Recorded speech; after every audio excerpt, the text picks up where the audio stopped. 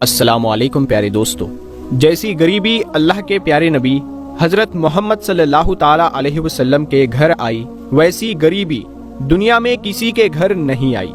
आप सल्लल्लाहु ताला अलैहि वसल्लम के घर में 2-2 महीनों तक चूल्हा नहीं जलता था, फिर भी आपने कभी कोई गिला शिकवा नहीं किया। प्यारे दोस्तों, आज के इस वीडियो में हम आपको अल्लाह के नबी सल्लल्लाहु ताला अलैहि वसल्लम के घर की गरीबी का और आपके सब्र का एक ऐसा वाकया बताएंगे जिसको सुनकर यकीनन आपकी आंखों में भी आंसू आ जाएंगे और आपका ईमान ताज़ा हो जाएगा। इसीलिए आज का ये वीडियो आप सभी के लिए बहुत ही खास है।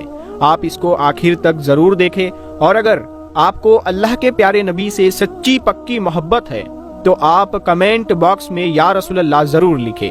प्यारे दोस्तों, एक मर्तबा रात के वक्त में अल्लाह के प्यारे नबी हजरत मोहम्मद सल्लल्लाहु ताला अलैहि वसल्लम सो रहे थे। आपको नींद नहीं आ रही थी, इसीलिए आप कभी इस करवट पर सो रहे थे तो कभी उस करवट पर, यानी कि आप बेचैनी की हालत में करवट बदल रहे थे। फिर आप अपनी चारपाई के किनारे पर आ गए और अपने पेट मुबारक को कसकर दबाया और फिर सोने की कोशिश करने लगे। ये देखकर आपकी बीवी हजरत आयशा रदियल्लाहु ताला अन्हा उठकर बैठ गई और पूछने लगी, या रसूलल्लाह सल्लल्लाहु ताला अलैहि वसल्लम, आपको क्या हुआ है? तो ये सुनकर अल्लाह के प्यारे नबी हजरत मोहम्मद सल्लल्लाहु ताला अलैहि वसल्लम उठकर बैठ गए और कहने लगे, ऐ आयशा, भूख बहुत लगी है, इसीलिए भूख की तड़प को दबाने की कोशिश कर रहा हूँ। ये सुनकर हजरत आयशा रोने लगी और कहने लगी, या रसूलल्लाह, फिर आप अल्लाह से रोटी मांगते क्यों नहीं हो? इस पर अल्लाह के नबी सल्लल्लाहु ताला अलैहि वसल्लम ने फरमाया, ऐ आयशा, नहीं मांगूंगा, इसी भूख की हालत में अल्लाह से मुलाकात करूंगा।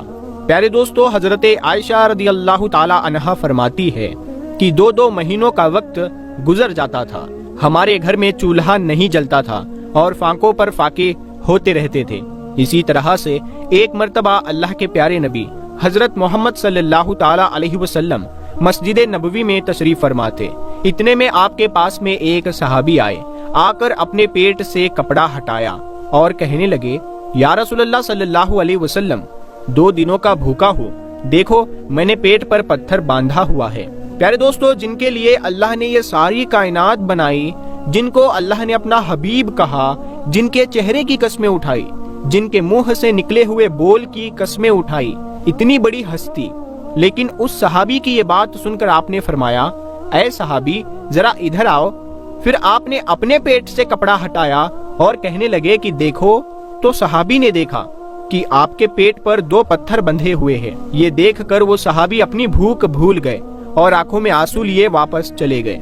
दोस्तों, इतनी बड़ी रिसालत, इतनी बड़ी नबूवत, मगर अपनी उम्मत के गरीब लोगों को तसल्ली देने के लिए, अपनी उम्मत के मालदार लोगों को सबक देने के लिए कि अल्लाह इज्जत दे तो कभी भी अपनी हैसियत को ना भूलो, और अगर अल्लाह ना दे तो अपने प्यारे नबी की कुर्बानियों को ना भूलो। अल्लाह के नबी ने तो ऐसा इसीलिए किया। अगर आप चाहते तो अल्लाह ताला आपको सोने चांदी के पहाड़ अता कर देता, मगर आपने उन चीजों की ख्वाहिश नहीं की। एक मर्तबा अल्लाह के प्यारे नबी हजरत मोहम्मद सल्लल्लाहु ताला अलैहि वसल्लम एक बाग में तशरीफ ले गए। हजरत अब्दुल्ला इब्न उमर भी आपके साथ में थे। सुबह का वक्त था। आपने देखा कि बाग में खजूर गिरी पड़ी है। ये देखकर आप सल्लल्लाहु ताला अलैहि वसल्लम ने वो खजूर उठाई, उनको साफ किया और फिर खाने लगे। फिर आप अब्दुल्ला से कहने लगे, ऐ अब्दुल्ला, तुम क्यों नहीं खाते हो? तो इस पर वो कहने लगे, या रसूलल्लाह सल्लल्लाहु अलैहि वसल्लम, मुझे भूख नहीं है। इस पर आपने फरमाया, ऐ अब्दुल्ला, मुझे तो 4 दिनों की भूख है, आज 4था दिन है, रोटी का एक जर्रा भी पेट में नहीं गया है।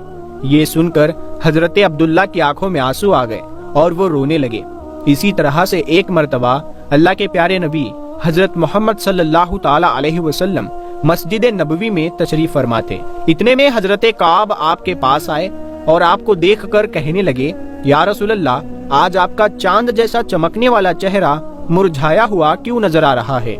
ये सुनकर आप सल्लल्लाहु ताला अलैहि वसल्लम ने अपने पेट से कपड़ा हटाया तो उन्होंने देखा कि आपके पेट पर पत्थर बंधा हुआ है।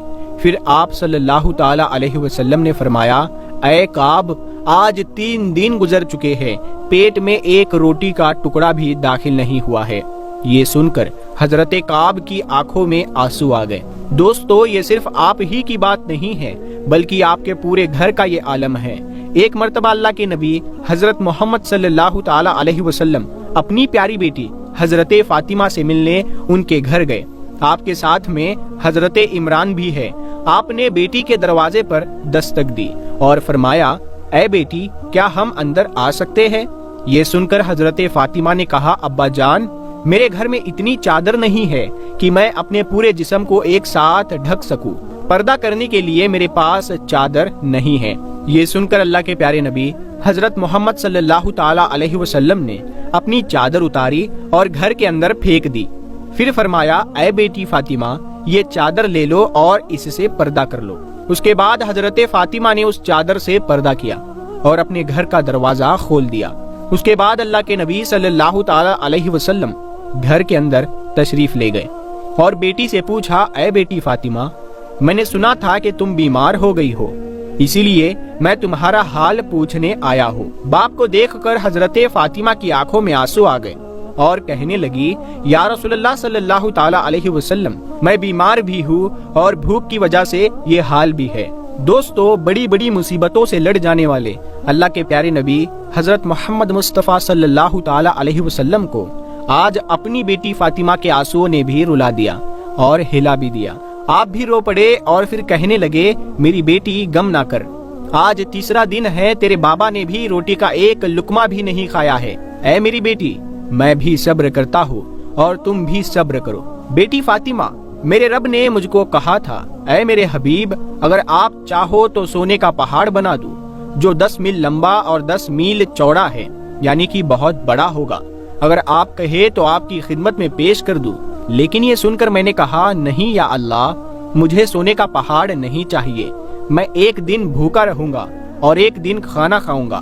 پھر آپ صلی اللہ تعالی علیہ وسلم نے فرمایا، اے بیٹی فاطمہ، کیا تجھے یہ عزت کافی نہیں ہے کہ اللہ نے تجھے جنت کی عورتوں کا سردار بنا دیا ہے؟